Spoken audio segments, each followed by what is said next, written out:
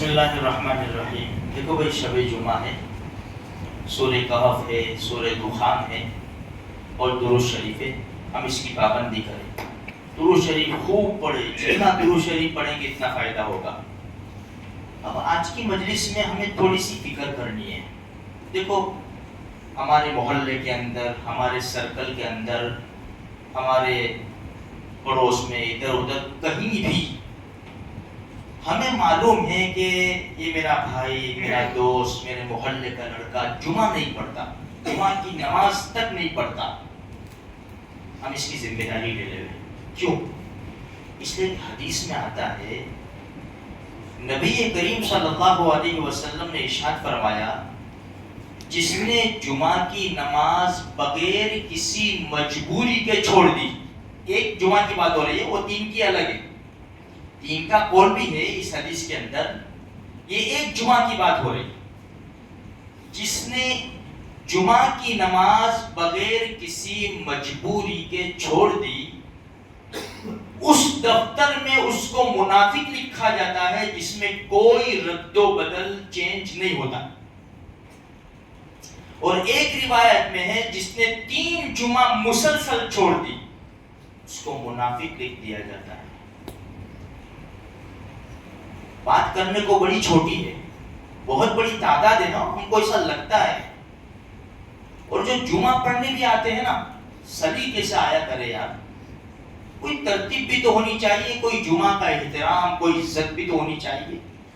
کیا سر کے اوپر رومال باندھ کے بالکل خطبہ شروع ہو رہا ہے، آئے نے 2 رکعت نماز پڑھ کے اپنی ذمہ داری ادا کر کے چلے گئے، یہ ترتیب نہیں ہے۔ ہم مسلمان لوگ ہیں میرے بھائی، اللہ کے رسول صلی اللہ علیہ وسلم مدینہ منورہ تشریف لائے، دیکھا بھائی یہ عیسائی اور یہودی سنیچر اتوار کے دن عبادت کرتے ہیں، آپ اتوار کے روز جاؤ، چرچ بھرے ہوئے ہوتے ہیں، لیکن مسجد خالی ہے، اور آتے بھی ہے تو 2 رکعت نماز پڑھ کے نکل جاتے ہیں۔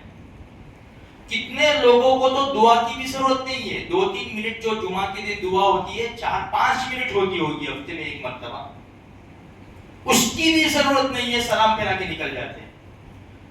اگر اللہ نے میرے کو توفیق دی ہے، آپ کو توفیق دی ہے میرے بھائیوں، اور ہمیں معلوم ہے کہ بھائی یہ فلاں جمعہ پڑھتا ہی نہیں ہے، یا جمعہ میں آتا ہے لیکن دیر سے آتا ہے، جلدی چلا جاتا ہے، فکر کرے۔ دیکھو، ہم ضرور فکر کریں۔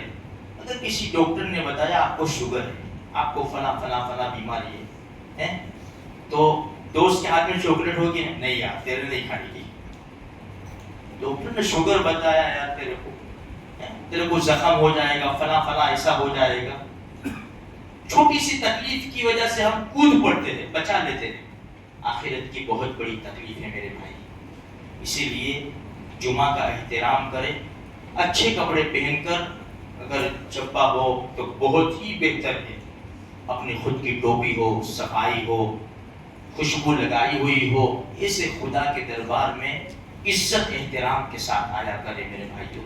یہ اللہ کا دربار ہے، قرآن کہتا ہے، یا بنی آدم خذوا زینتکم عند کل مسجد۔ جب اللہ کے دربار میں آیا کرو نا، تو بن سور کے آیا کرو۔ ہم بن سور کے کہاں جاتے ہیں؟ ہال میں جاتے ہیں، مال میں جاتے ہیں، شاپنگ سینٹر میں جاتے ہیں، گارڈنوں میں جاتے ہیں، سفر کرتے ہیں بن سور کر، لیکن خدا کے دربار میں بس ایسے ہی ہم جایا کرتے ہیں۔ یہ اللہ کا ایسا دربار ہے، دنیا کے اندر اس کی کوئی مثال نہیں رکھتا۔ چاہے سونے چاندی کا محل اس کے پڑوس میں تعمیر کر دیا جائے نا، عزت اسی کی ہوگی جہاں کچھ نہیں ہے 4 دیواروں کے سوا، لیکن عزت تو خدا کے دربار کی ہی ہوگی۔ اس لیے میرے بھائیوں، جمعہ کے دن کا اہتمام ضرور کریں۔